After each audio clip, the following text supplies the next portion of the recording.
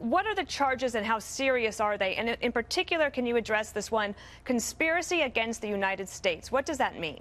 Well, that's sort of a general conspiracy charge, and then they get more specific as to what Paul Manafort was doing, and what he's charged with. Essentially, the two big charges are laundering money, hiding the proceeds of his representation of the Ukrainian government, and also not reporting to the federal government that he was acting on behalf of the Ukrainian government in lobbying indirectly the United States. And these are very serious charges for Paul Manafort, and the money laundering charge can carry up to a 20-year sentence. Interesting. Okay, so let me show you this, what the special counsel is authorized to investigate. We have this right. Let's see. Yeah. Links, coordination between Russian government and individuals associated with the Trump campaign, any matters that arose or may arise directly from the investigation, and any other matters within the scope of 28 CFR 604A. So it's quite broad, and the White House, I think, was making the point today from the podium that all of this charges against Manafort happened years ago. And yet, if you are a special prosecutor and you're looking into something and you find something that is such as money laundering, a conspiracy against the U.S. that happened years ago, isn't Mueller then obligated to bring the charge?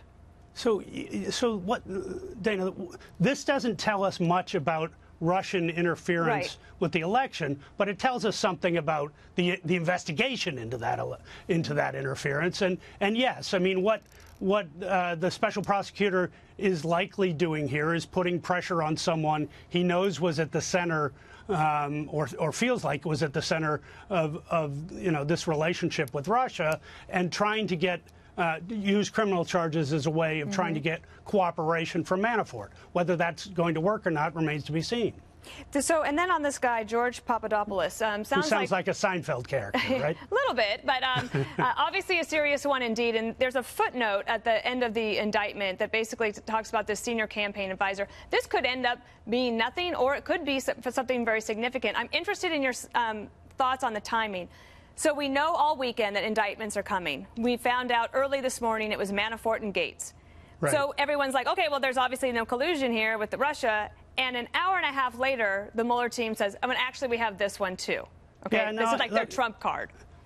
So to speak. I think you're right that there's a reason that these are being rolled out together, because the Manafort indictment has nothing to do with Russian interference. It doesn't. There's nothing in that indictment that will tell you anything about the Trump campaign's connection to Russia. But the Papadopoulos indictment or information and plea does, in fact, relate in some way, because it shows at least that the Russians were trying to use Papadopoulos to get to the campaign, and as far as the information suggests, without any success. Well, we've just found out, Shannon, that while you were speaking there, that Manafort and Gates have both pled not guilty. Not surprising. Bond for Manafort set at $10 million and for Gates $5 million.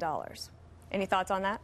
Well, look, it's not surprising that if this was, this is an attempt to get cooperation that hasn't been forthcoming yet, that there wouldn't be a plea deal, and it's only if there had been a plea deal that you would hear something other than not guilty. So this will go through their process. What about the news that came out in the last hour that Tony Podesta, the powerful Democratic lobbyist, is stepping down from his law firm?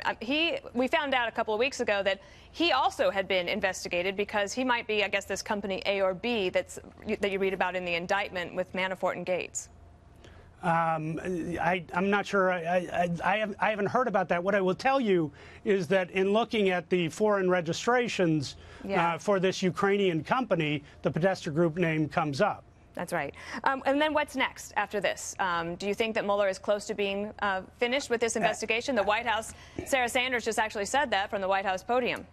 Yeah, I'm not sure. I'm not sure if they're speculating on that or if their lawyers are in contact with Mueller and getting some sense of that. But this seems like an opening gambit to me, and it's likely that that they're trying to use this to get more information. So I don't think that there's a reason, unless they're getting something from Mueller himself, to think that this is anything but at the opening stages. Very interesting. Well, we appreciate your expertise, Shannon. Thanks for being here. Yeah, thank you, Dana.